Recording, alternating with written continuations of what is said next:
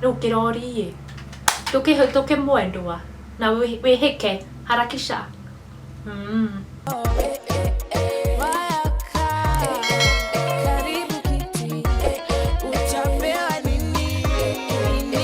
What's up, what's poppin', my people? Karibuni tena sana to my YouTube channel. It's your favorite Kenyan babe, MIMO KARANJA here. If this is your first time here, karibu sana. Feel free to join this family by subscribing and hitting the notification bell below so that you can be notified anytime your girl posts a new video. And if you're a returnee, my G, kama kawa, kama dawa, thank you so much for always coming back to my channel. I love and appreciate you guys a lot, more than you can imagine. And so in today's video, you all know that I love having some serious conversation here and there, because as I always say, ni madem ni kuchanuana. In this video, this is not only for the ladies, so my teenager, my youth, ni kuchanuana, in the chanuana session, but at the same time we make it light, we make it enjoyable. So this video is about that. I'm going to be talking about some of the things I wish I knew about being in your 20s, especially as someone, you all know I've been 25 for 6 months now. 6 months I've been 25. I turned 25 in January,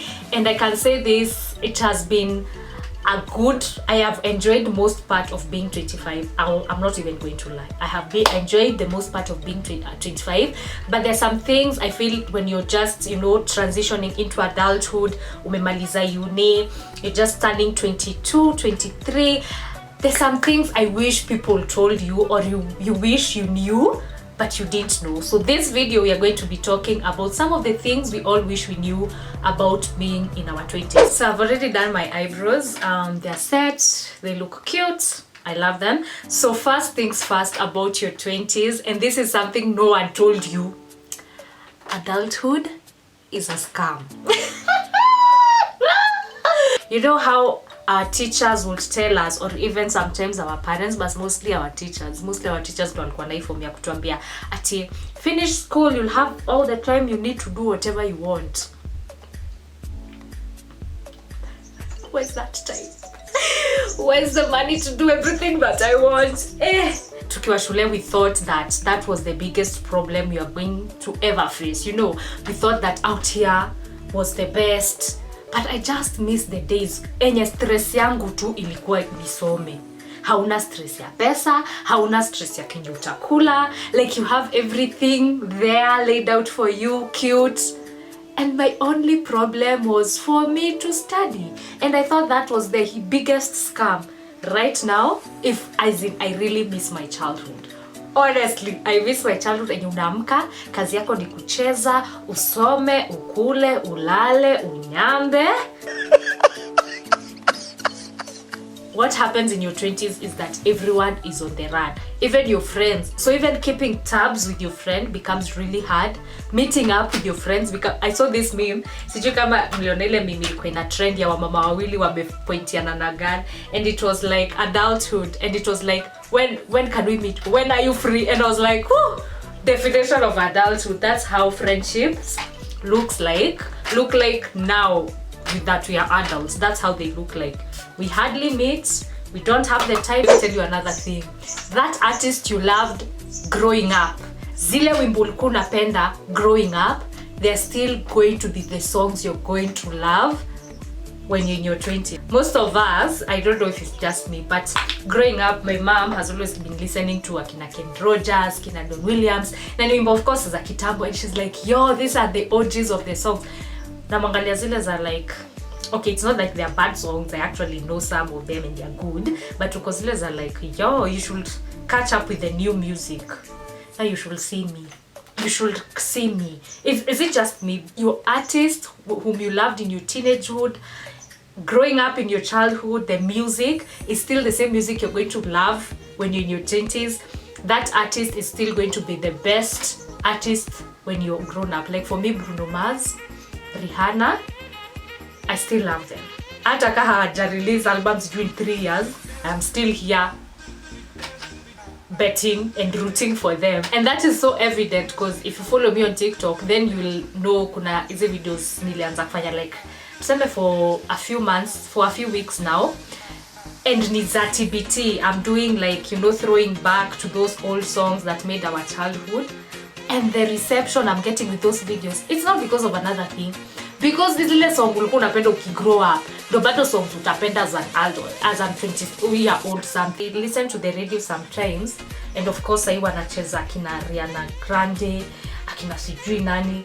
I find myself acting like my mom listening to Rihanna. Niko ni asio, what are they singing? Man, nyebo shia the questi. Yes, yeah. I'm not saying Ariana Grande is not a good artist, it's just that it's an example, but I just find she's not my cup of tea, because zile hizi ngoma za siku hizi, hip hop za siku hizi niko aki watu wanasikizanga sijui akina nani ati kinya 69 who.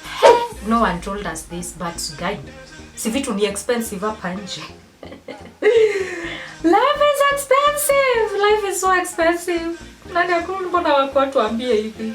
I'm telling you, this is when I realized how everything is expensive, how life is expensive. Back in the day, sikuwa na joy zozote, hata sikuwa na concentrate, because you're being bought for everything. But now that I am on the other side of life, where it's me taking out the money out of my pocket to buy myself things, to buy, you know, house shopping, to buy ABCD, I'm just like, kulipa electricity. Because of this, when did life become so expensive? They ask you how you are, you just have to say that you're fine when you're not really fine. And I remember back in the day, like life was easy, hata sikuwa na stress ya pesa, ukipewa pocket money, shida yako tu ni pesa ya mandazi. Ukiwa na pesa ya mandazi hapa chapu smoky, you're good to go. But life is hella expensive, and no one tells you that. Life is expensive. I buy some things, niko, because sometimes uko na thou and you think, oh my god, I'm the richest person in this world. Unaingia super, unatoka literally na vitu 2 ama 3 na thao yako imeisha hivyo, and you're like, nikikumbuka nikiwa high school, thao ilikuwa packet ngapi za mandazi na smoky? Oh my god, oh my god. So let me tell you guys something that I am dealing with as someone who recently turned 25.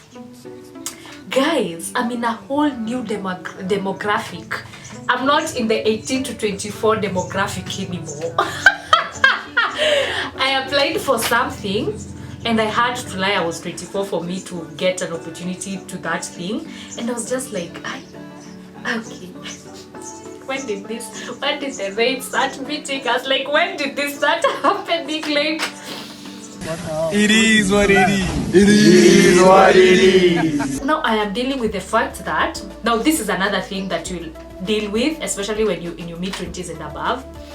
You are no longer the youngest person in the room.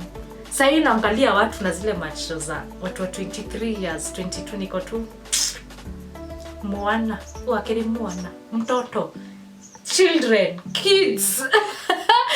I'm not even joking. I walk into rooms, you know, when you're in your early 20s and you're working, especially even for me, I used to be the youngest in my office. When you're kabibi kwa your office, when you're, you know, the youngest, when you're the youngest, you're the almost teenager in the room. And then right now, I'm just walking to rooms and I'm saying, nasikia watu wakisema, I am 20, 22, 23, niko. There's also a new, mimi ni jaja yenyu by the way, mimi ni mama yao, mimi niko 25. And now that you're talking about growing up, skincare. Hey, I wish I started this earlier, my god. Because now I look at my skin, I've started forming some few lines here and there. And niko, oh my god, nilikuwa nasikia watu wakiongelea about anti-aging, about wrinkles, sijui what, fighting fine lines. Niko, can't relate. Now I relate. Kama kuna mafuta naweza nunua nikiwa na pesa ni zote za anti-wrinkles, anti-getting lines, anti-everything. It's not only me going through this, because I've seen some of my friends, male friends, female friends, maybe I waja notice, but we are talking and then, no, na tu wrinkles, niko. We are growing old, tuko na wrinkles sasa. Boy, if you can do something about your skin, because you don't want to be, like, I want to be 50 and be J-Lo. You get what I mean? Staki nikue ati niko 30 na hana susu wa 60. Saki niko 30 years old and I look like an old xoxo wa 70 years old. Nikisimama na xoxo mido na kamze. I don't want that. I still want to, you know, nsawa nitazeeka sijakata, but let us age gracefully. So in your 20s, just learn to appreciate skincare, and you know that skincare, and you learn that skincare is very important and very crucial in someone's life. So honey, if you are young out there and you're watching this video, please start on your skincare as soon as possible. Do whatever you need to do to age gracefully. Since I turned 25, something within me changed. I don't know what that thing is, but I have seen so many people say about this. Sijui ka confidence kanatoka wapi. Kengine hako na kujitambua, ingine hapo unajinawo.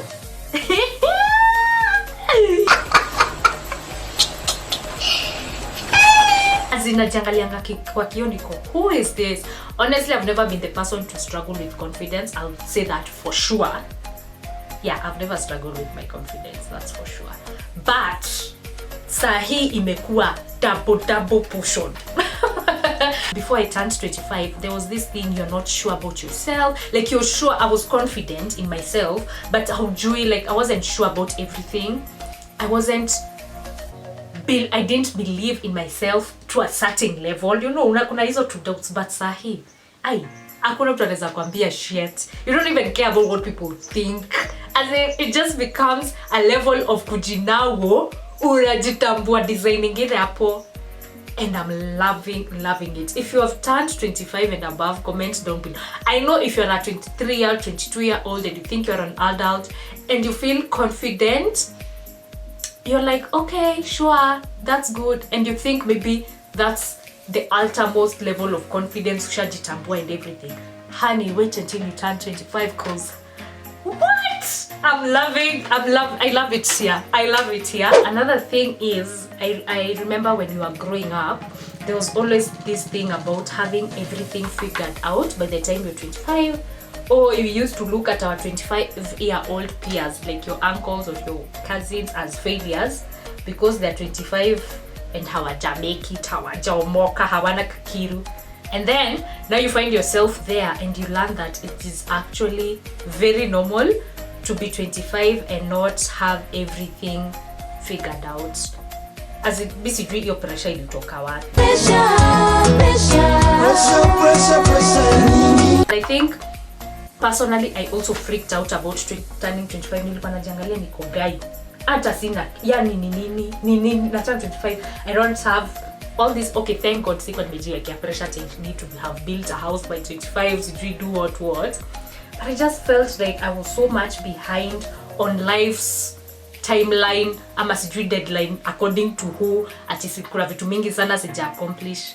But it's actually very normal to be on this side of life and not have everything figured out. As in, literally, even when I look at the Bible, Jesus alianza mission yake akiwa 30, aga 33 according to what you are being taught. Moses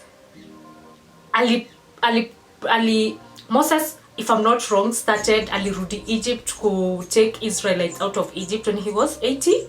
If I'm not wrong, someone correct me, I hope I'm right. Even Muhammad, when it comes to Islam, according to the little knowledge we were taught about Islamic, I don't think he started his mission until by the time he was 18. So by the time he was 25, everything was established. So when alituwekea hii deadline ya by 25 unafaa kuwa na nyumba, gari na kila kitu kubwa, ni nani nataka kummeet? Cause see God.